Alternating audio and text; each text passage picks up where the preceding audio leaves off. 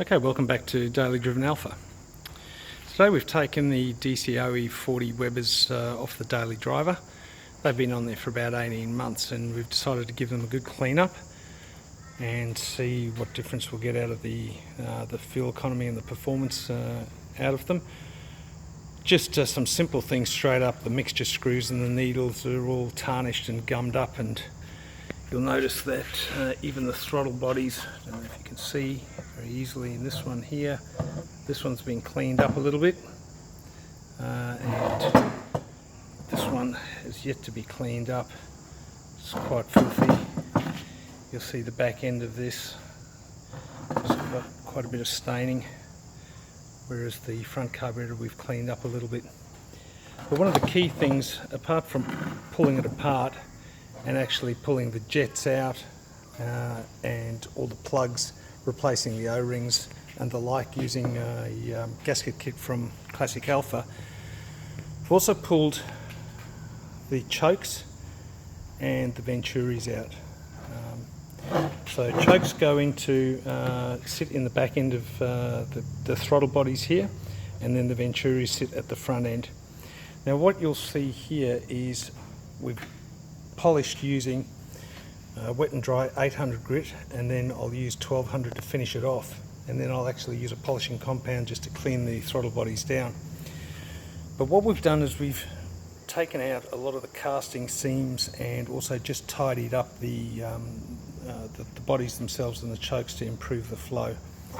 Now I've put some of these together so you can see the difference, and one of the marked things that you'll notice is you can see some of the casting seams at the front end that we've flattened out, and also at the back end you'll notice that you see the casting seams reflecting the light in the back. Now those create turbulence as the airflow goes through. So what we've done on these, as you can see, is we've polished the internals up, taken any of those seams out, smoothed them right down, cleaned the actual flow areas up, given it a nice clean polish, and then we'll put those back in and we'll see how we go. So that's something very simple that you can do with your Webers.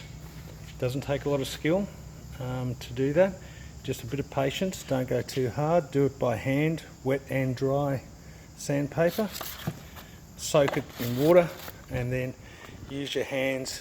Don't machine these things, don't get Dremels in there. You can end up ovaling out or changing the diameter very quickly if you're not careful. So do it all by hand and just really clean everything up, give it a nice polish, and then put it back together again. All of these just slide in. You can see the track marks there inside the Webers. They actually have got, you can see there, they've got a little brass fitting. The protrusion that sits out goes into the body itself. Chokes go in first. You can see they've also got a locating pin that follows that track. They go in first, followed by the venturi. To take these out, if you flip these over, open up your butterflies, and if you gently take a long punch, you have got on these here, you've got two particular areas, one where the venturi sits out, and you have another notch that sits spare that you can place the punch against, and you can actually punch that gently out of the body itself.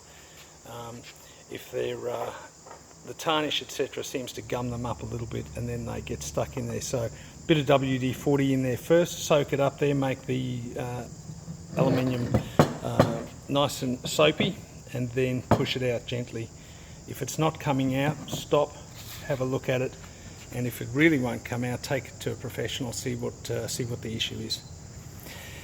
But that's the work today. A bit of I guess not porting so much, but just polishing the carburetors themselves to help the flow into the actual manifolds and into the engine.